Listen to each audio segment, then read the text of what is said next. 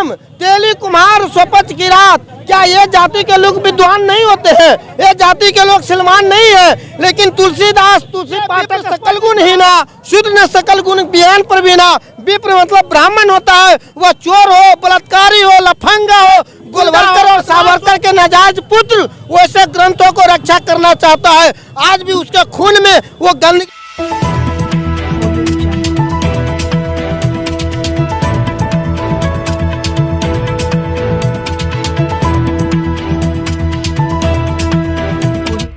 इस news channel पर जो भी वक्ता ने कहा वो दोस्तों नमस्कार, मैं हूं संजय माही। जिस तरह से देख रहे हैं कि शिक्षा मंत्री का बयान आते ही पूरे देश भर में जो है अफरा तफरी मच गया। आखिर क्या हुआ कि जिसको लेकर चंद्रशेखर के बातों से आज पूरे देश में खलबल क्यों मच गई? यह बात कहते हुए आज 30 वर्ष हो गए बावन मिश्राम का, लेकिन कभी खलमची नहीं मची। लेकिन शिक्षा मंत्री के कहते हैं पूरे देश भर में जो है खलमची मच गई है। तो आखिर क्या हुआ जिसको लेकर जो है लगातार पूरे देश भर में इतनी बड़ी खलबली? सर सबसे पहले जानना चाहेंगे अपना परिचय बताएं सर। जी मेरा नाम पुनीत बैठा हुआ और हम लोग जो अभी प्रदर्शन कर रहे हैं, पिछले दिनों बिहार के माननीय शिक्षा मंत्री चंद्रशेखर साहब द्वारा जो सदियों से इस देश में छुआछूतवादी व्यवस्था बना करके और छुआछूतवादी ग्रंथ को रच करके इस भारत के समाज को जाति पाति में बांटा और यहाँ के बहुसंख्यक समाज को शिक्षा से वंचित रखा, ऐसे लिखे गए चौपाई को जो तुलसी पाठक ने अपने प्रसिद्ध रामचरितमानस ग्रंथ में लिखा था, जय वरनादम तेली कुम्हारा सुपच की रात कोल कलवारा, नारी मुई गिरी संपत्ति नासी, मूर मुराई होई सन्यासी, पूज्य विप्र सकल गुण हीना, शुद्ध न सकल गुण ज्ञान प्रवीणा।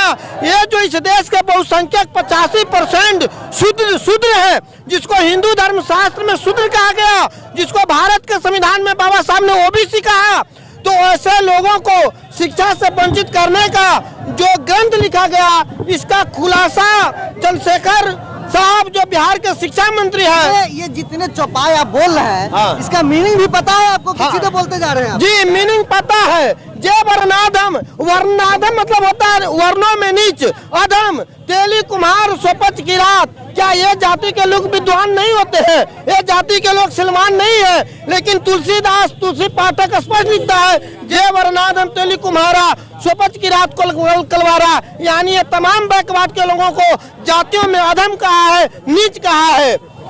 पूज्य विप्र सकल गुण हीना, शुद्ध न सकल गुण ज्ञान प्रवीणा।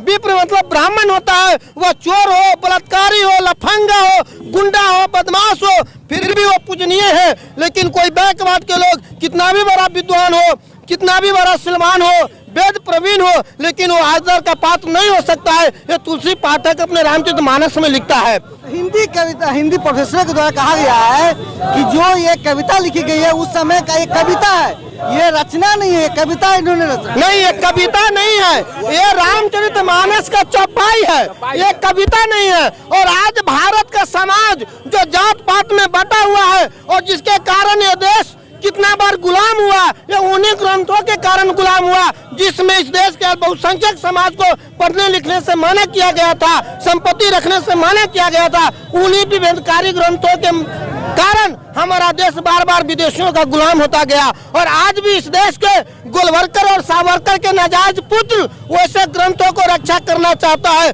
आज भी उसके खून में वो गंदगी खत्म नहीं हुई है, जो उसके पूर्वजों के खून में गंदगी थी, वो गंदगी आज भी उसके नाजायज बच्चों के खून में है। जो शिक्षा मंत्री के इस सही बयान के ऊपर वो इतना कुत्तों की तरह झोंक रहा है, भौंक रहा है और इस देश में बवाल खड़ा करना चाह रहा है।